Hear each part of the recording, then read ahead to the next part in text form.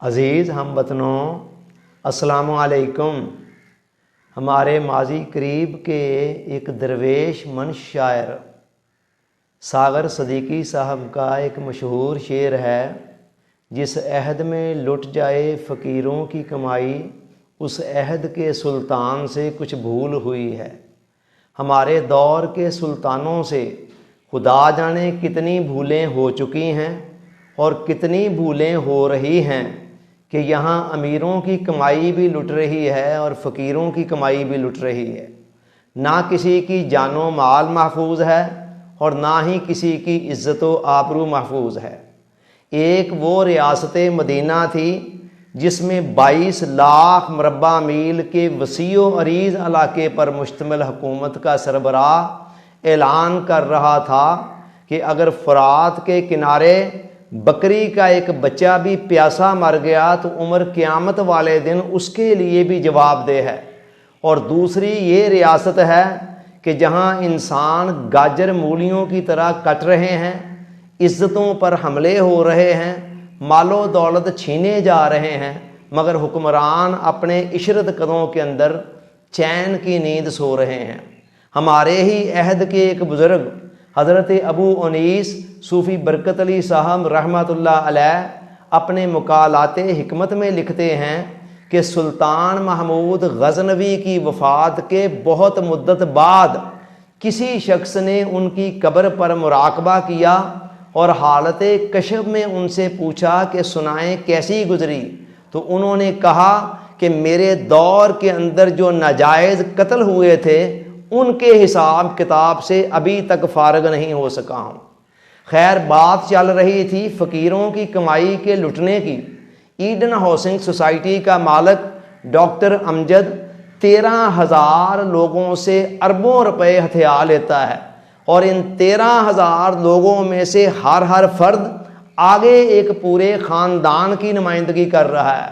گویا 13,000 خاندانوں کے ساتھ فراڈ کرتا ہے، اربوں روپے اکٹھے کرتا ہے، اور دن دہاڑے قانون کی نگاہوں کے اندر دھول جھونکتے ہوئے اور نظام کا منہ چڑھاتے ہوئے بیرون ملک فرار ہو جاتا ہے۔ اس کے بعد 2 دن پہلے وہ اپنی طبعی موت مر جاتا ہے۔ اب یہاں حکمرانوں کی بے حسی کہیں یا انتظامیہ کی نااہلی سمجھیں اسے یا قانون کی کمزوری، میرا خیال ہے تینوں چیزیں یہاں جمع ہیں۔ یہ سب کچھ اس دور حکومت کے اندر ہو رہا ہے جب اس پارٹی کی حکومت ہے جس کا نام ہی تحریک انصاف ہے۔ اگر انصاف اسی چیز کا نام ہے تو دل پر ہاتھ رکھ کر بتائیے کہ پھر بے انصافی کسے کہتے ہیں۔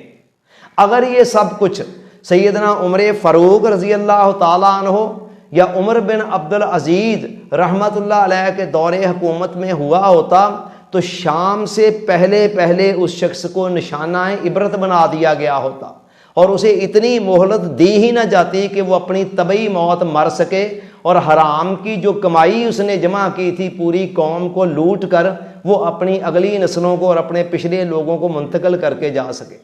ڈاکٹر امجد دنیا سے چلا گیا ہے، مگر اپنے پیچھے اس نظام کے حوالے سے یہ $1 ملین کا سوال چھوڑ گیا ہے کہ یہ کیسا فرسودہ اور نکما اور نکارہ نظام ہے کہ جس کے اندر افراد زیادہ طاقتور ہیں اور اس کے مقابلے میں ادارے کمزور ہیں، جہاں زور آوروں کے لیے قانون موم کی گڑیا بنا ہوا ہے۔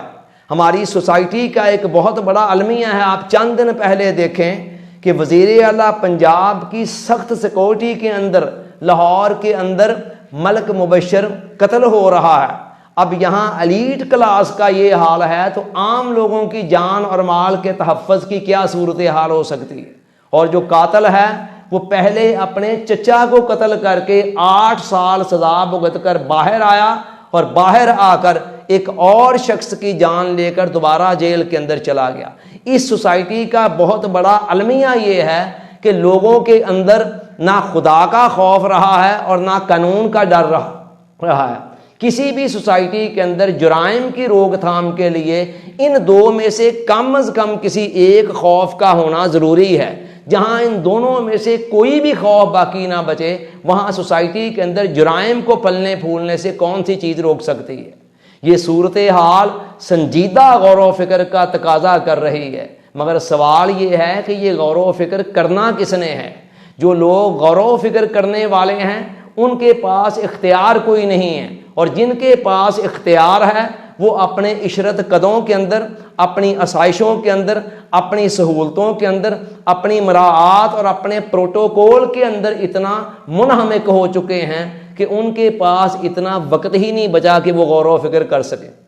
درد دل کے ساتھ کہہ رہا ہوں کہ خدا را سوچئے ہم اگلی نسلوں کو کس طرح کا پاکستان منتقل کرنے جا رہے ہیں۔ اللہ تعالیٰ اس ملک اور قوم پر اپنا رحم فرمائے، آمین۔ آپ کا بہت بہت شکریہ۔